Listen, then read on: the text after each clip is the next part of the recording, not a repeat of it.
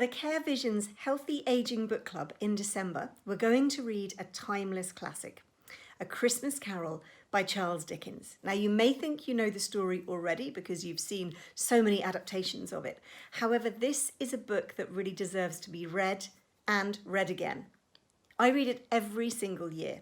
Charles Dickens was my great-great-great-grandfather, and to me, this is one of his most perfect books. When you read it, I want you to think about the children in this story, not just Tiny Tim, whom everybody remembers, but particularly the two children who appear with the ghost of Christmas Present, because Charles Dickens was writing this in 1843, the decade which was known as the Hungry Forties. He wrote it after he'd given up the idea of writing a pamphlet for the government about child poverty. He thought, who's going to read that? Nobody except a few MPs. It'll be put away and forgotten about. So what he decided to do instead was to write this novella. It was the first of his Christmas books, but to me, this is the most important because it was written from the heart. It was written with great passion.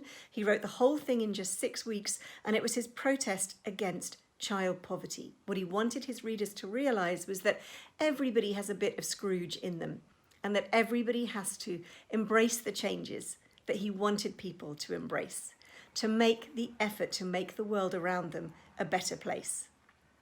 Now, A Christmas Carol was written at a very difficult time in Charles Dickens's life.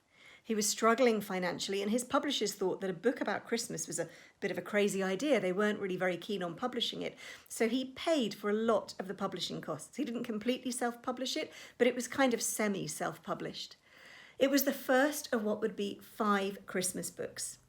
Very few people today remember anything other than A Christmas Carol, but at the time that they were being published throughout the 1840s, each one was a huge sensation, and every one outsold the previous year's totals.